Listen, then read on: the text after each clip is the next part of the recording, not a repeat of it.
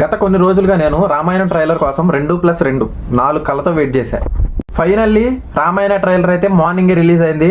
Prabhas fans ఈ trailer చూసాక మీకు ఎవరిని వేసుకోవాలో తెలుసుగా, సమరశంఖం పూరించండి. మెయిన్గా ట్రైలర్ విషయానికి వెళ్తే సినిమా పేరు కన్నా కానీ సినిమా బడ్జెట్ ఎక్కువ పడింది సోషల్ మీడియాలో. 4,000 కోట్లు. మీరు నన్ను కామెంట్స్లో వేసుకున్నా పర్లేదు, బట్ నాకు ఈ ట్రైలర్లో రాముడి కన్నా కానీ రావణుడిగా నెయిల్డ్ ఇట్ అంతే.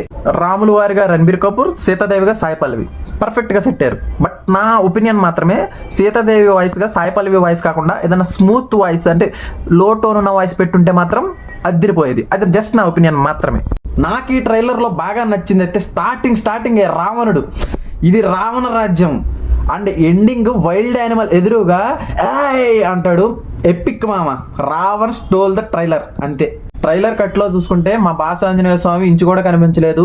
మేబీ పార్ట్ 1 వచ్చేసి సీతాదేవి అపహరణ వరకు మాత్రమే అనుకుంటా. సుగ్రీవుడిని కలిసేది, అలాగే ఆంజనేయ స్వామి నెక్స్ట్ వార్ సీన్ అంతా మిగతా పార్ట్ 2లో ఉంటాయి. ఇంకా ట్రైలర్ గురించి ఏం చెప్తాం man, it's Ramayanam, our Ramayanam. Just simply waiting for this movie అంతే.